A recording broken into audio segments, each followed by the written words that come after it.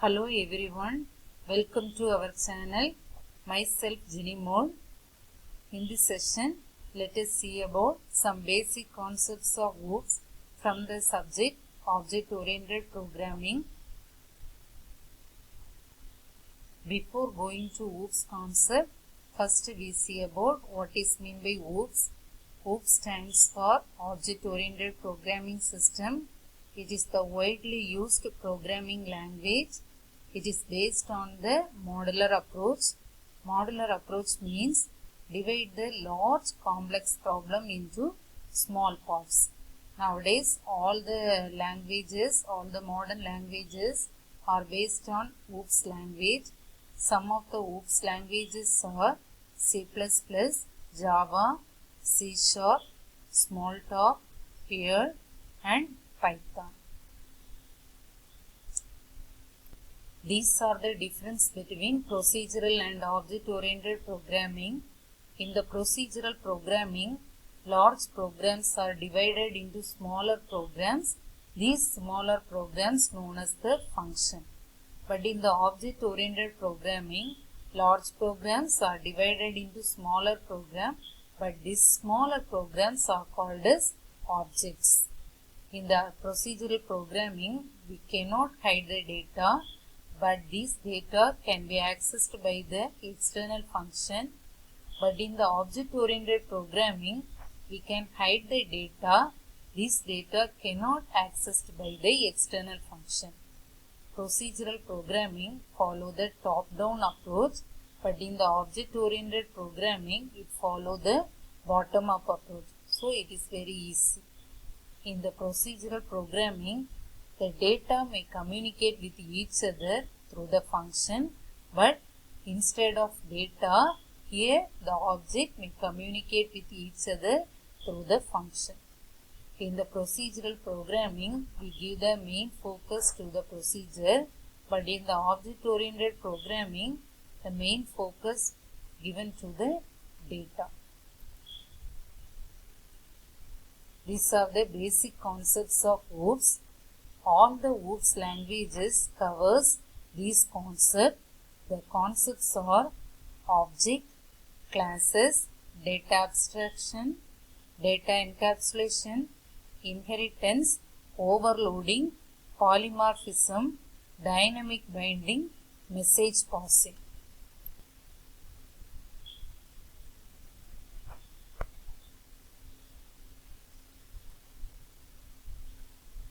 The first concept is object.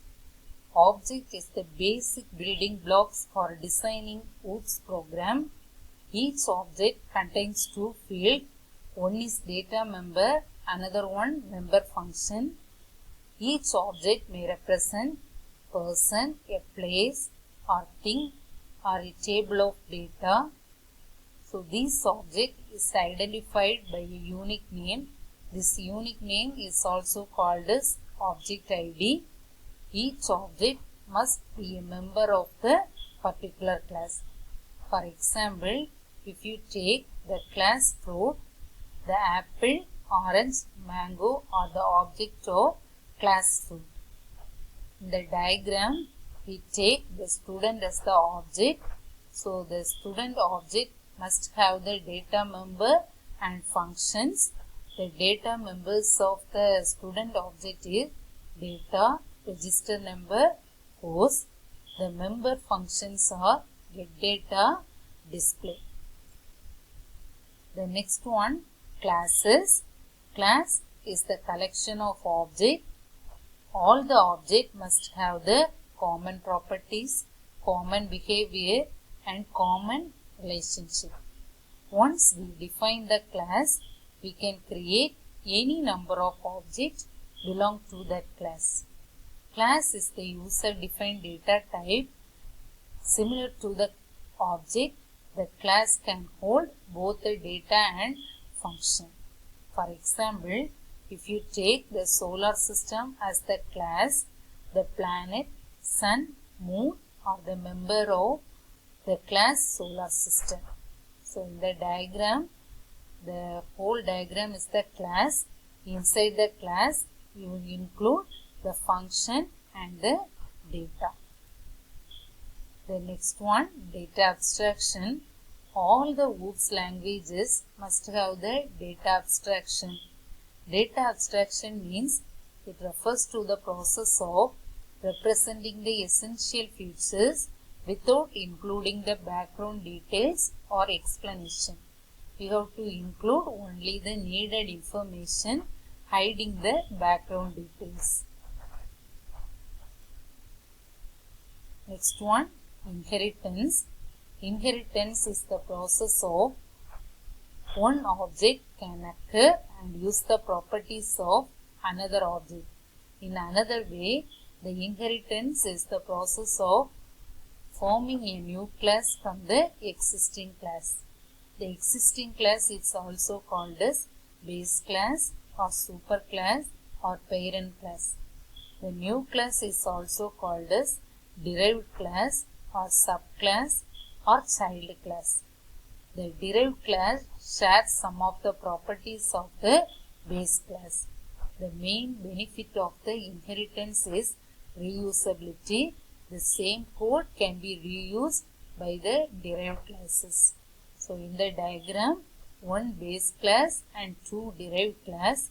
These two derived class can occur the properties from the base class. Next one, overloading. Overloading means the object have the different meaning depending upon the context. There are two types of overloading. One is operator overloading, another one function overloading. Operator overloading means the same operator can be overloaded in the different places. The existing operator operates on the new data type is called as operator overloading. Next one, function overloading. Function overloading means function is overloaded. That means two or more functions have the same name, but the number of arguments of the functions are different. Next one, polymorphism. Polymorphism means the ability of operator and the function to take multiple forms is known as polymorphism. In the polymorphism word, poly means many, morphism means forms. That means many forms. There are two types of polymorphism. One is operator overloading, another one function overloading. So here it is the diagram. Here the shape is the base class. The draw function is declared in the shape base class. There are three derived classes: triangle, rectangle, circle. But the draw function in the triangle class is used to draw the triangle only. But in the rectangle class, the draw function is used to draw only the rectangle. But in the circle, the draw function is used to draw the circle. The last one, dynamic binding and message passing. Dynamic binding means connection is done at the dynamic time. Binding means is the process of connecting one program to another. Dynamic binding means the process of linking the procedure call to the specific code at the runtime. Last one, message passing. In the object-oriented programming, the processing is only done by sending the messages. The message is nothing but it is the request for the execution of procedure. The message involves the specifying the name of the object, name of the function, and the information to be sent. These are the application of OOPS. OOPS it is used in many areas. Some of the areas are computer graphics application, CAD/CAM software, object-oriented database, user interface design, real-time system, simulation and modeling, artificial intelligence and expert system, client-server system. That's all about the concepts of OOPS.